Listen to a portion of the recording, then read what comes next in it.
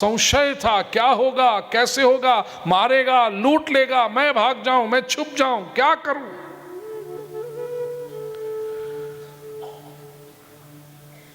नजदीक आए तो पता चला मेरे पिता ही आए हैं। जंगल में मैं खो गया हूं, मुझे ढूंढने के लिए मेरे पिताजी दिया लेकर आए। ऐसे संसार के वन में हम खो गए हैं, भटक रहे हैं। और शुरू में जब आप धर्म की, अध्यात्म की, भगवत गीता की बातें सुनो तो डर सा लगता है। ओ, हो सकता है ऐसा, ये सब कहते हैं, इज इट रियली पॉसिबल?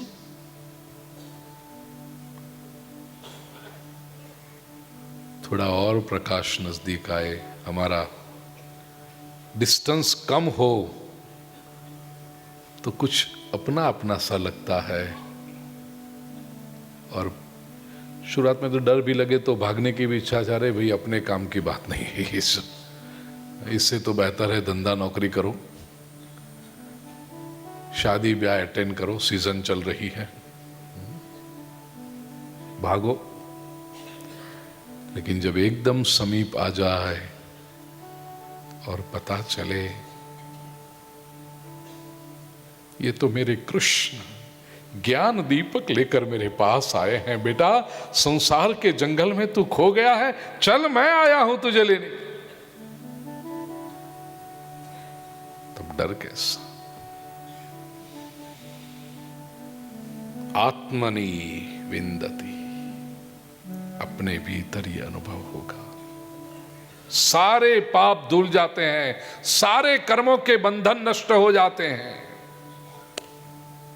समय लगता है, कालेन। देखिए कोई भी अच्छी बात होगी, कभी भी जादू की अपेक्षा मत करना। एक धब्बा ऐसे मार दिया, जा बेटा तेरा ऐसा कभी किसी का कल्याण न हुआ है, न हो सकता है। तो ऐसी भ्रांति में मत रहना। भगवान श्री कृष्ण बहुत प्रैक्टिकल है। कालेन, समय लगेगा, बी प्रिपेयर्ड फॉर इट। अरे एक बीज को भी जमीन में डालो तो पौधा बनकर के फसल लगने में 4 महीने लग जाते हैं। आज बीज डाला कल उग गया, और ऐसे जो आज डाला कल उग गया वो रहेगा भी नहीं, आधे शाम होते होते खत्म भी हो जाएगा। समय लगेगा, उसके लिए प्रतीक्षा, उसके लिए धैर्य। लेकिन जब भी प्राप्त होगा, तुम्हें ही प्राप्त होगा, तुम्हारे भीतर प्राप्त होगा। ये बहुत बड़ी उपलब्धि है। श्री कृष्ण जगत गुरु इसलिए हैं कि कृष्ण ने कोई चेला चेली बनाने का प्रयास नहीं किया, कृष्ण ने कोई संप्रदाय नहीं बनाया, कृष्ण ने इसको पकड़ पकड़ के मेरे अंदर ही डालूं ये कभी नहीं किया। कृष्ण ने स्पष्ट किया, अर्जुन मैं तुझे ये ज्ञान, भगवान है ना ये तो, फिर भी कहा कि मैं तुझे नहीं दे सकता अर्जुन, समय लगेगा, लेकिन ये अनुभव जब होगा तब तुम्हें ही होगा और तुम्हारे भीतर होगा। ये कृष्ण। अरे मेरे पास आ गया, अब सूज हो जा, ऊपर तेरी जगह बर्थ बुक करा दी तेरे लिए। ये कृष्ण नहीं है।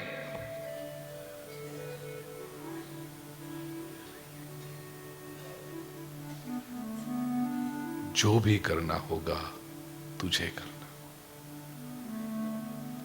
इससे अधिक रैशनल अवतार कहां से लाओगे आप? दुनिया के एक भी बुद्धिमान व्यक्ति को दिखाओ जो इसको मना करे इस बात को स्वीकारने से। यदि चमत्कार की बात करें तो कोई विरोध कर सकता है,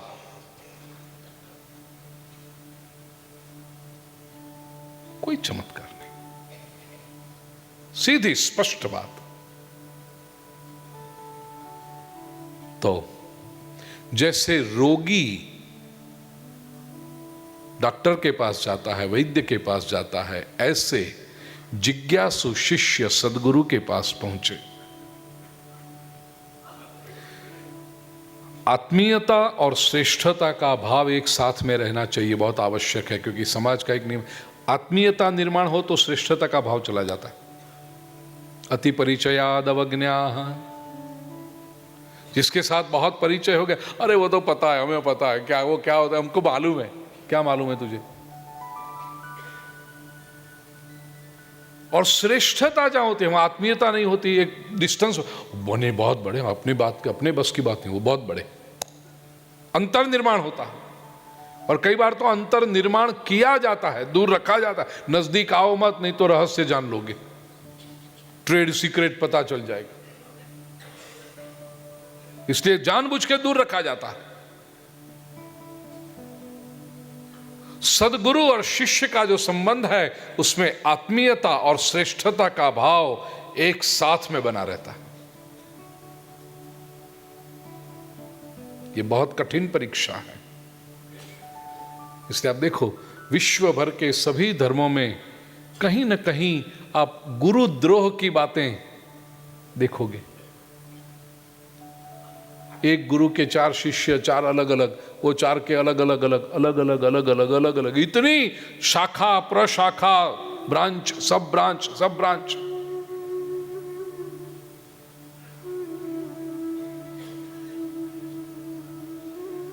क्योंकि यदि श्रेष्ठता का भाव आया तो आत्मीयता नहीं आई, और आत्मीयता आई तो श्रेष्ठता का भाव चला गया। गुरु शिष्य के बीच आत्मीयता और श्रेष्ठता का भाव जब बना रहे तो समय जाते ये सदगुरु जगत और जात, सृष्टि और स्व दोनों से छुड़ाकर जगदीश के साथ जोड़ देता है सदगुरु।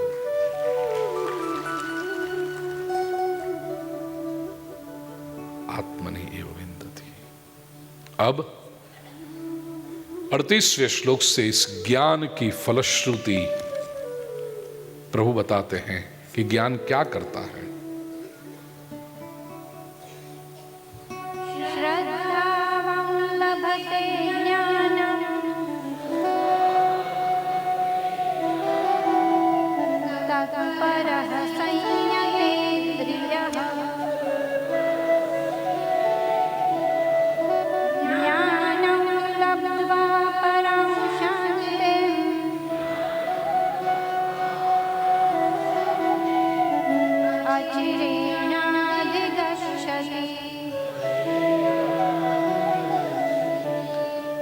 ज्ञान कौन पा सकता है? श्रद्धावान जो है वो। 3 बातें कहीं, श्रद्धावान, तत्परः और संयतेन्द्रियः। ज्ञान को पाने का सबसे प्रमुख साधन है श्रद्धा। ईश्वर के प्रति श्रद्धा, ज्ञानदाता गुरु के प्रति श्रद्धा और स्वयं के प्रति श्रद्धा। मैं ये ज्ञान पा सकता हूं, प्रभु ने मुझे ये शरीर देकर भेजा है, इसका ही अर्थ है कि ये मैं ज्ञान का अधिकारी हूं। ये श्रद्धा होनी चाहिए। शुरुआती आपड़ू शू गजू तो कहीं नहीं, बैठो रे।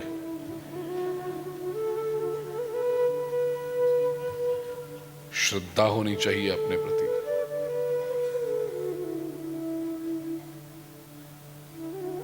गुरु के प्रति और ईश्वर के प्रति। श्रद्धा के बिना इस मार्ग में व्यक्ति प्रवेश ही नहीं कर पाता। श्रद्धा तो एंट्री पास है, चाहे कर्म मार्ग हो, चाहे ज्ञान मार्ग हो, चाहे भक्ति मार्ग हो। इसलिए 12वें अध्याय में अर्जुन ने जब प्रश्न पूछा भगवान श्री कृष्ण से, प्रभु भक्ति तो बहुत लोग करते हैं, लेकिन आपको पसंद हो ऐसा श्रेष्ठ भक्त कौन सा? तो वहां पर भी भगवान ने कहा, श्रद्धया परयोपेतः ते मे युक्ततमा मतः। 12वें अध्याय का 2रा श्लोक। परया श्रद्धया उपेता, श्रेष्ठ श्रद्धा जिसके पास है वो श्रेष्ठ है। श्रद्धा शब्द की व्याख्या है सत धीयते अनया सा श्रद्धा, सत धार्यते अनया सा श्रद्धा, जिससे सत्य धारण किया जा सकता है वो श्रद्धा। और सत्य को धारण जब तक नहीं करोगे तब तक प्रगति कैसे होगी? अहमदाबाद से मुंबई गाड़ी लेकर निकले आप हाईवे पर, कभी गए नहीं, पहली बार जा रहे हो, तो आपके मन में संशय, रास्ता तो सही है ना।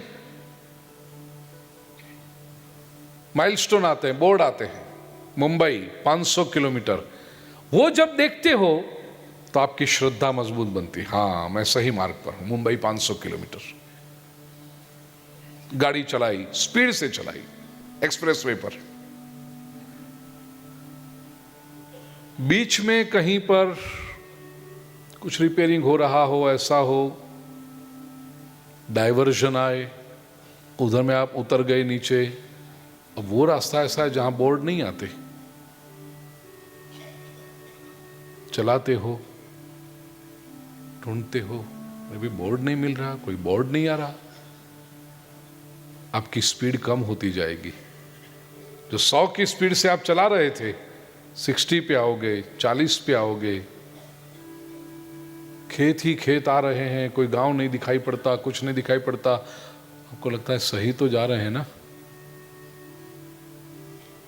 वहां उसमें कोई पेट्रोल पंप आएगा तो आप रुक जाओगे, पेट्रोल पंप वाले से जाकर पूछोगे कि भाई मुंबई, वो कहेगा आप सही चल रहे हो, बस यही रोड से आगे चले जाओ, 5 किलोमीटर जाओगे, फिर राइट टर्न आएगा, वहाँ एक दूसरी एक होटल है, वो राइट टर्न लोगे, 2 किलोमीटर जाओगे, वापस आप हाईवे पकड़, यही, हाँ यही रास्ता, चलो। अब आप स्पीड लोगे, क्यों? ये पेट्रोल पंप वाले ने क्या किया? आपकी श्रद्धा को दृढ़ कर दिया। जब श्रद्धा टूटी तो स्पीड कम हो गई, कम हो गई, इतना ही नहीं, रुक गए पूछने के लिए, लेकिन पता चल गया नहीं सही है, मुंबई गए नहीं है, लेकिन इसी रास्ते से मुंबई आएगा। वो जो श्रद्धा है वही आपकी गाड़ी को चलाती। ईश्वर को देखा नहीं है, लेकिन इस रास्ते से आएगा। जो उपासना कर रहे हैं, जो साधना कर रहे हैं, और मुंबई जाने के लिए तो बोर्ड भी दिखाई पड़े, यहां तो ऐसे कोई बोर्ड भी नहीं है। भगवान 5 वर्ष दूर, भगवान 4.5 साल, ऐसा तो होता नहीं।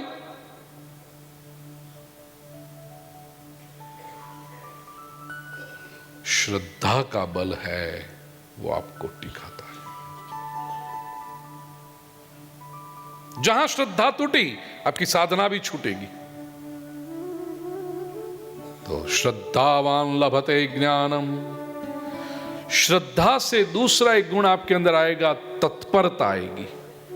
श्रद्धा हृदय का भाव है, लेकिन श्रद्धा का जो कार्य में एक्सप्रेशन होता है वो है तत्परता।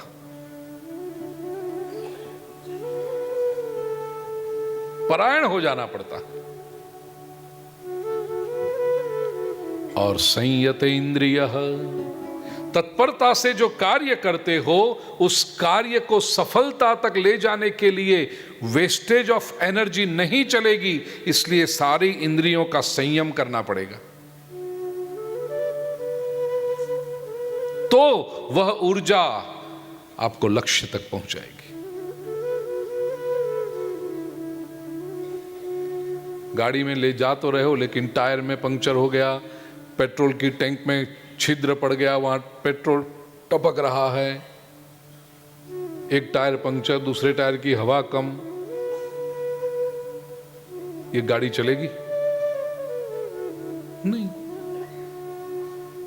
तो इंद्रियों की शक्ति यदि कम हो जाएगी, साधना नहीं हो पाएगी। इसलिए संयत इंद्रियः ज्ञानम लब्धो। अब ज्ञान का परिणाम क्या है?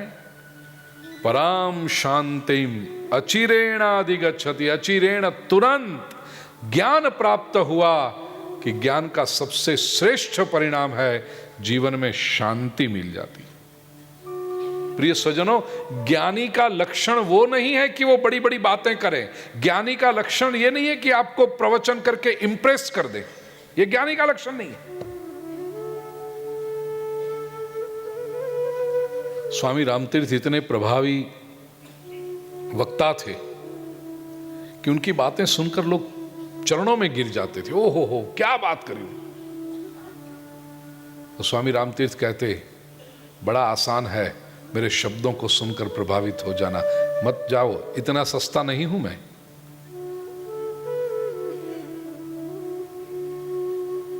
रहो मेरे साथ, मेरे जीवन को देखो,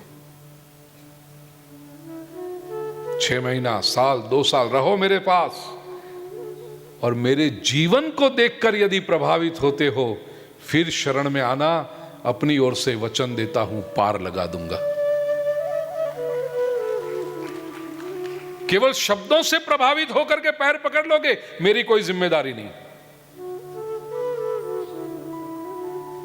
कोई भी शब्दों से तो प्रभावित कर सकता है। जीवन को देखो। और ज्ञानी के जीवन में क्या, हम लोग है ना बड़े सतह पर जीते हैं।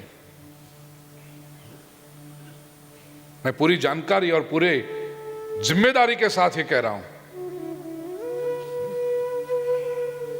कुछ लोग तो कहेंगे भूपेंद्र भाई ये डेंजर जोन में आप जा रहे हो। बिल्कुल हिम्मत के साथ जा रहा हूं। शब्दों से प्रभावित मत होना।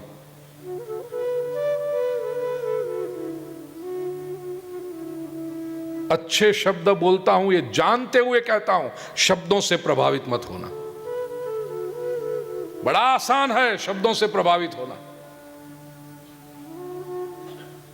जीवन को देखो, साथ में चलो, और वो भी पास टाइम के रूप में नहीं, पिकनिक के लिए नहीं। जीवन साथ में चलो, महीना, 2 महीना, 6 महीना, साल, 2 साल, जब तक तुम्हारी निष्ठा स्थिर ना हो, रहो साथ में। ज्ञानी का लक्षण है उसके जीवन में शांति होगी, प्रसन्नता होगी, चाहे कितनी भी खलबली मची हो आसपास में। ज्ञानम लब्ध्वा पराम शांतिम अचिरेणाधिगच्छति।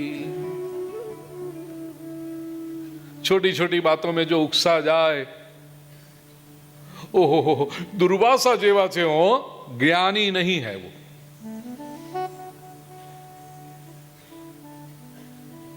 शांति जिसके, प्रसन्नता जिसका, स्थिर भाव हो, स्थायी भाव, ये ज्ञान का, इसने ज्ञान को पचाया है।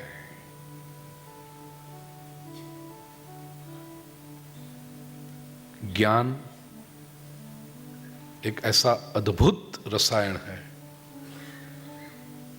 कि जो अभाव के दुख को भुलाता है और जो हमें प्राप्त है, मिला हुआ है, उसके सुख को जागृत करता है।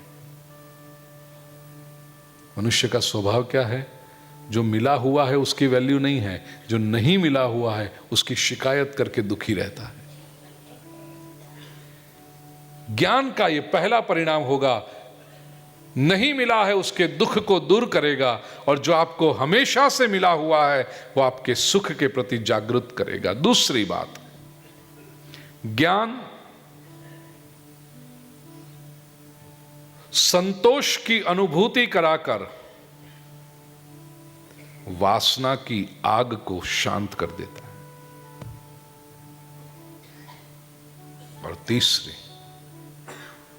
ज्ञान व्यर्थ दौड़ धूप को रोककर जीवन के ध्येय के प्रति फोकस्ड बना देता है। पुरुषार्थ तो सब लोग करते हैं, सुबह से शाम तक जीवन भर परिश्रम तो सब लोग करते हैं, लेकिन जिसके लिए परिश्रम किया जाता है वो पाते नहीं, पा सकते नहीं, क्योंकि इधर उधर की दौड़ धूप बहुत है। ज्ञान फोकस्ड कर देता है जीवन। इसलिए ज्ञानी को उपलब्धियां अन्य लोगों के मुकाबले तुरंत मिलती है। ऐसा लगता है अरे इन्होंने तो शुरू किया और मिल भी गया, अरे उनको तो सफलता मिली, क्योंकि वो फोकस्ड है। ये 3 बातें ज्ञान देता है, इसलिए शांति आती है जीवन। अचिरेणाधिगच्छति। ज्ञान जीवन के अनुभव का परम शिखर है, और जो शांति दे सके। 40वां श्लोक।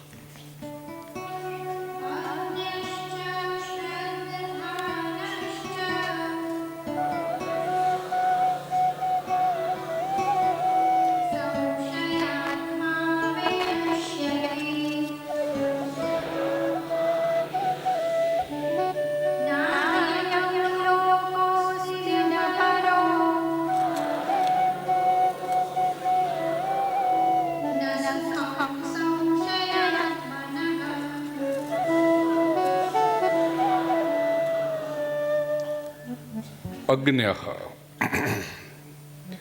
अज्ञानी है जो, जिसे ज्ञान का अनुभव नहीं हुआ। अश्रद्धानः, ज्ञान तो नहीं है लेकिन ज्ञान पाने की जो प्राइमरी रिक्वायरमेंट है, श्रद्धा, वो भी नहीं है। और संशयात्मा, ज्ञान नहीं है, श्रद्धा नहीं है, ठीक है, तो कोई दूसरा कह रहा है उस पर तो भरोसा, वो भी नहीं है, संशय है।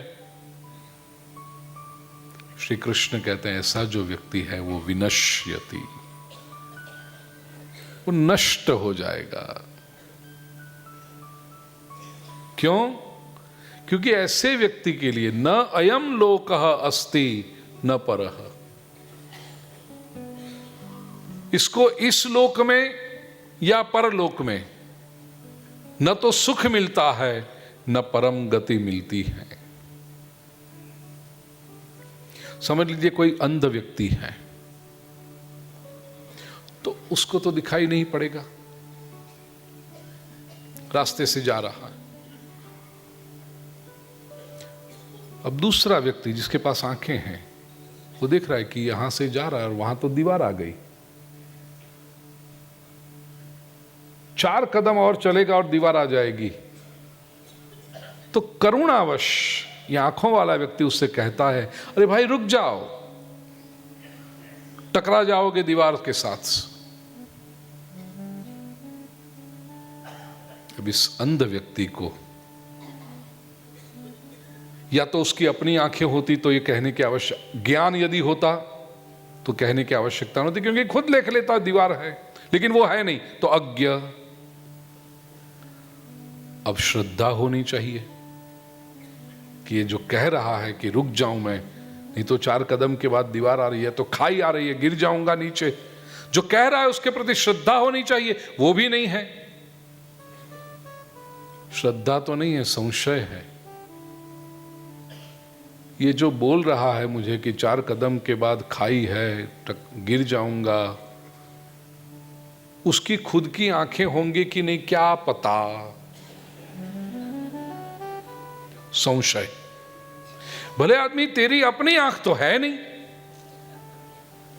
और जो कह रहा है कि रुक जा वो भी तो नहीं सुन रहा, सुन नहीं रहा, उतना ही नहीं उसकी आंखों के ऊपर तो डाउट कर रहा है।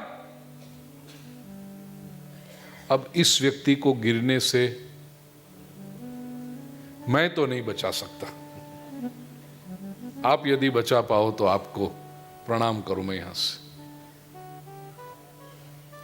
अज्ञ, अश्रद्धानः और संशयात्मा, इसको कौन संभाले? न अयम लोकः अस्ति, इस लोक में भी उसको सुख नहीं है, परलोक में भी नहीं है। इसका अर्थ सच पूछो तो इस लोक और परलोक सभी जगह सुख है, लेकिन ये पा नहीं सकता है, इसने अपने द्वार बंद कर दिए।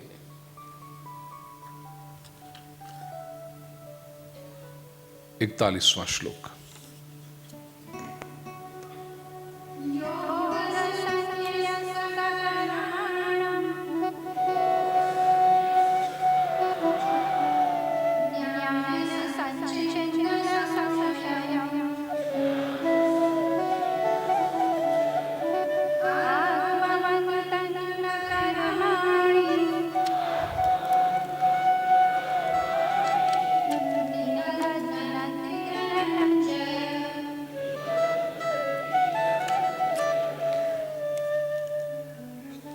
कर्म बंधन से मुक्त होने के लिए प्रभु यहां पर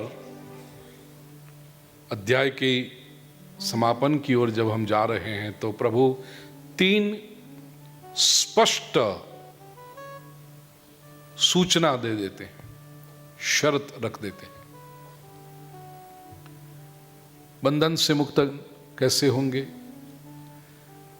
पहली बात कही, योग संन्यस्त कर्माणम। समत्व बुद्धि रूप योग के द्वारा जिसने अपने सारे कर्म प्रभु के चरणों में समर्पित कर दिए हैं। इसका अर्थ जिसने अपना अहंकार बिल्कुल छोड़ दिया, क्योंकि समर्पण होने में सबसे बड़ा विघ्न जो कोई होगा तो वो अहंकार है। सरेंडर में ईगो से बढ़कर और कोई अहंकार हो नहीं सकता। जिसने अपने सारे कर्म प्रभु के चरणों में समर्पित कर दिए। योग संन्यस्त कर्माण। योग कौन सा? प्रिय स्वजनों, चतुर्थ अध्याय के अंत पर की ओर हम जा रहे हैं, तो पिछले 4 वर्षों में हमने जो चिंतन किया है उसकी भी गठरी जरा चेक कर लें कि कितना हमारे पास संभाल के रखा गया है। दूसरे अध्याय के 48वें और 50वें श्लोक में 2 बार भगवान श्री कृष्ण ने योग की स्पष्ट व्याख्या कर दी। 48वें श्लोक में प्रभु ने कहा, समत्वं योग उच्यते, योग इज इक्वानिमिटी ऑफ माइंड। और 50वें श्लोक में प्रभु ने कहा था, योगः कर्म सुकौशलम, योग इज एक्सेलेंस इन एक्शन। कर्म में कुशलता, अच्छी से अच्छी तरह से कर्म किए जाएं, लेकिन वो कर्म की हवा बुद्धि को अहंकार में न भर दे, इसलिए समत्वम रहे, गाफिल न कर दे, विचलित न कर दे। तो अच्छी से अच्छी तरह से कर्म करना और समत्वम, इक्वानिमिटी रखना, इसे कहते हैं योग। ऐसे योग से, ऐसी योग बुद्धि से जिसने अपने सारे कर्म परमात्मा को समर्पित कर दिए, उसके कर्म के बंधन मुक्त हो जाते हैं। दूसरा, ज्ञान संचिन्न संशयम। ज्ञान रूपी तलवार से, प्रभु आगे कहेंगे अंतिम श्लोक में, ज्ञान से जिसने अपने सारे संशयों को छिन्न कर दिया, काट दिए, उसके मन में अब संशय रहा ही नहीं। कहीं भी कोई कोने में कहीं कोई अज्ञान का या मोह का अंधेरा नहीं है। केवल ज्ञान का तेजस्वी प्रकाश, समिद्ध अग्नि ही वो है जिसके पास।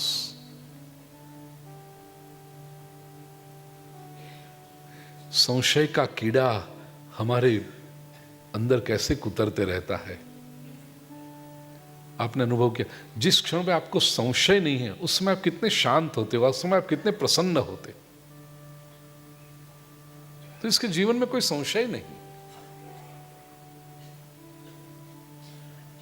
और तीसरा, आत्मवंतम। आत्मा के बल से युक्त होकर के जो कर्म करता है, भगवान कहते हैं उसे कोई भी बंधन रहता नहीं है। न कर्माणि निबध्नन्ति, हे धनंजय, उसको कोई कर्म बंधन करते ही नहीं है। 42वें श्लोक में भगवान ने अर्जुन को और अर्जुन के निमित्त से हम सभी को डायरेक्ट मैसेज दे दिया है, क्या करना चाहिए। आइए 42वां श्लोक बहना।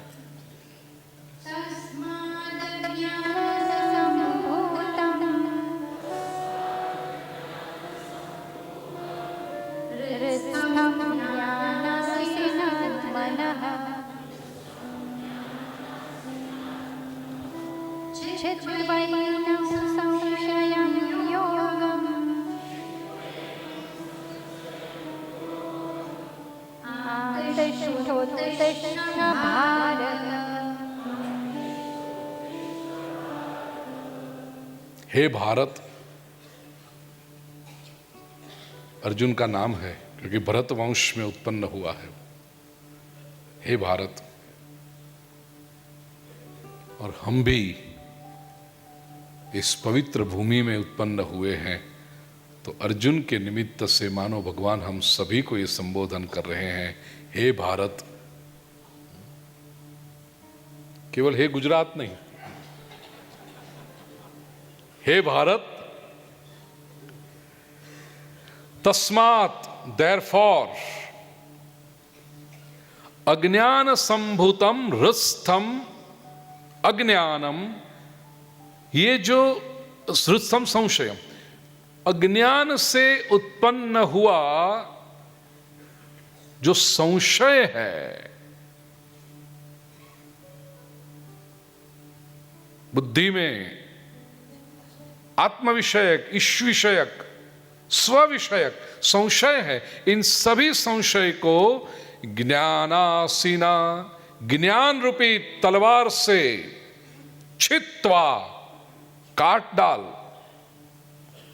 और योगम आतिष्ठ, योग का अनुष्ठान कर, ज्ञान योग, कर्म योग का अनुष्ठान कर,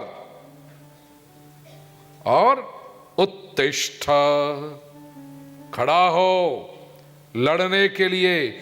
जीवन की ये जिम्मेदारी है, उसको निभाने के लिए तेरा जो कर्तव्य है क्षत्रिय के रूप में, धर्म की रक्षा करना, उसको निभाने के लिए उत्तिष्ठ, खड़ा हो जा। मोह के अंधेरे में आकर के दुर्बल सा खड़ा है, ये तुझे शोभा नहीं देता अर्जुन। तेरे भीतर शक्ति है, ऊर्जा है, पोटेंशियल है। इतना ही नहीं, ये करने के लिए तो निर्माण हुआ है, तेरे जीवन का ये हेतु है, तू ये हेतु भूल गया है, तेरे मन में संशय निर्माण हुआ है, इसलिए ऐसी तू दुर्बल बातें कर रहा है अर्जुन।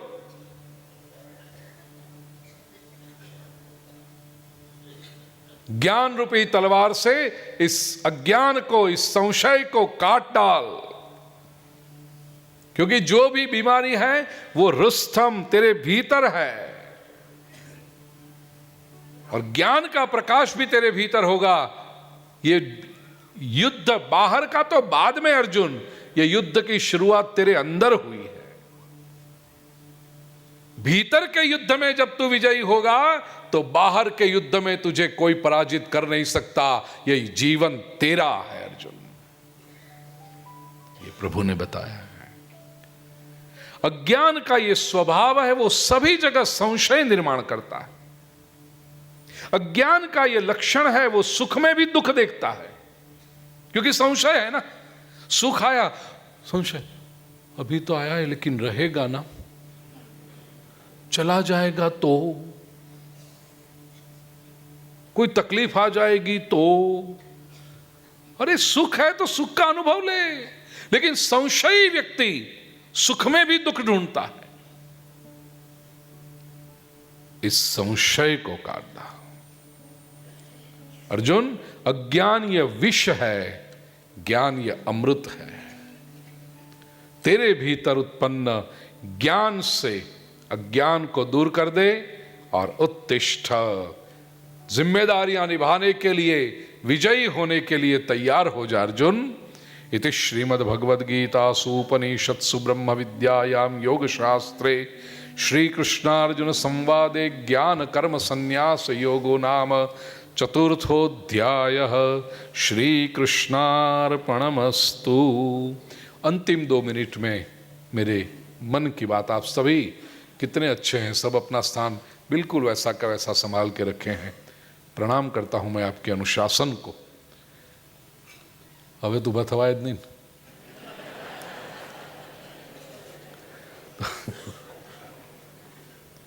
केवल 2 मिनट। यह 7 दिन के ज्ञान यज्ञ के दौरान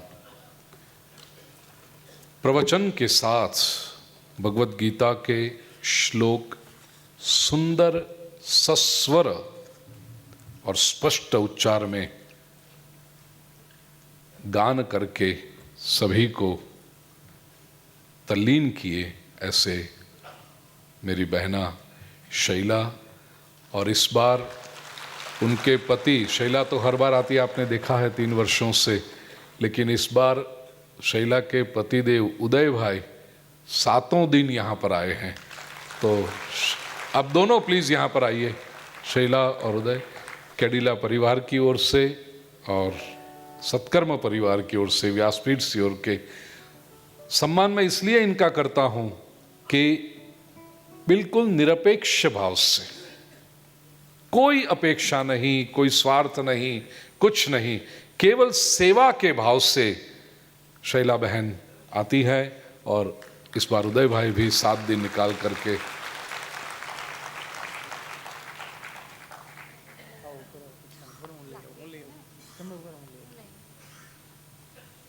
ઉદય ભાઈ, ઓહો આટલી બધી ઉતાવળ થઈ ગઈ? 1 મિનિટ જરાક, જ્યાં છો ત્યાં ઊભા રહેશો તો ખૂબ આભાર આપનો, થેન્ક यू सो मच। ये 1 मिनट बिना उभी रहे, ये 7 दिन का सुंदर यज्ञ, मैं बार बार कहता हूं कि 5 साल के पिंटू की बर्थडे पार्टी रखी हो ना, वो 2 घंटे का फंक्शन जिसमें मुश्किल से 50 लोग आने वाले हो, फिर भी आयोजन में कितनी मेहनत लगती है, कितना पुरुषार्थ लगता है, कितना टेंशन होता है, तो आप सब लोग जानते हो। 2 घंटे की पार्टी 5 साल के पिंटू के बर्थडे की, 7 दिन का ये ज्ञान यज्ञ, इतनी विशाल संख्या में सब लोग आए, अनुशासन से सुने, और वो भी केवल 7 दिन के नहीं, प्रतिवर्ष 2031 तक का ये प्रोजेक्ट है अपना।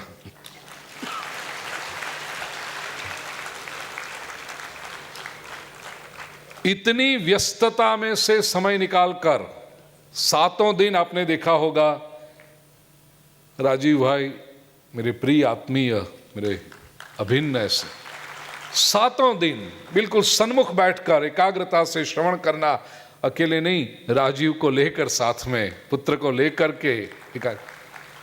तो पूरी कैडिला परिवार की टीम, सारे परिवार के स्वजन परिजन, जो इतनी भावना से, इतनी आत्मीयता से कर्मयोगी सदगत इंद्रवदन भाई के पुण्यश्रेयार्थ इस प्रवृत्ति में जुड़े हुए हैं।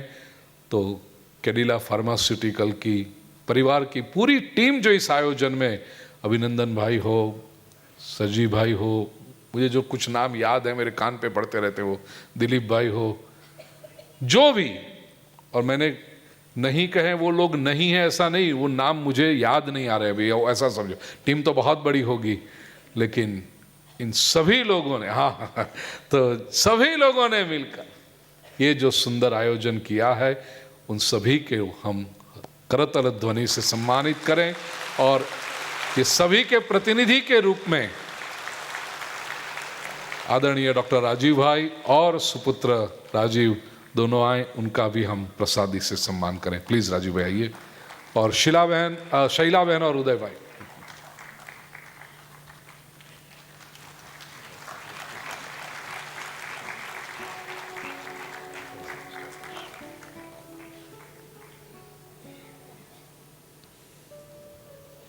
वाह, डीसीपी पारगी जी की बात मैंने जो प्रवचन में की कि साबरमती जेल में जो प्रवचन हुए थे, और मैंने धीरेन भाई से इशारा किया कि वो MP3 उनको पहुंचाई जाए, राजीव भाई को तुरंत व्यवस्था कर दी। बोलो, ये हमारे सत्कर्म परिवार की भी जो टीम है ना, तो वो भी इतनी मेरे पास में पहुंच गई। तो राजीव भाई, आपको भी ये देना चाहता हूँ।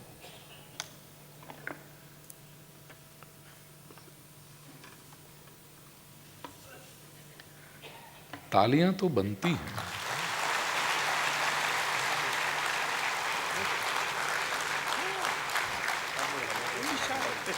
This is for you.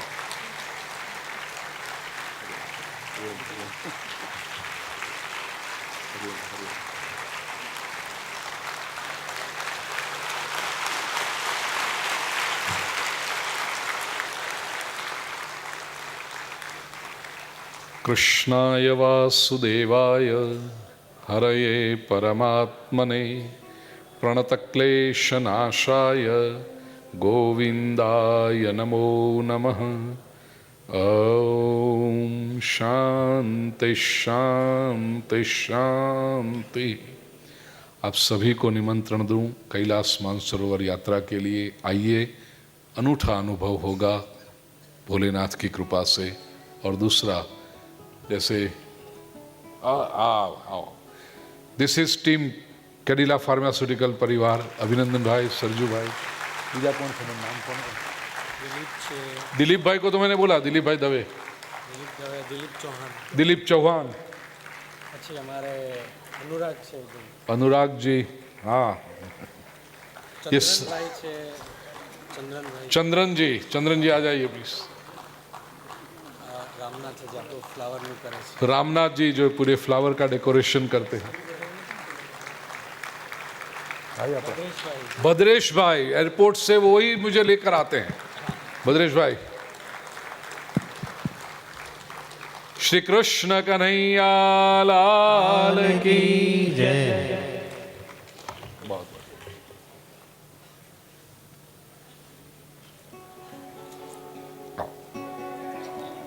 भैया ले जी।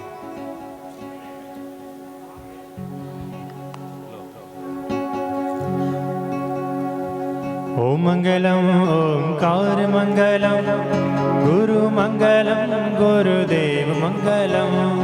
ओम मंगलम ओंकार मंगलम गुरु मंगलम गुरुदेव मंगलम। ओम मंगलम ओंकार मंगलम गुरु मंगलम गुरुदेव मंगलम।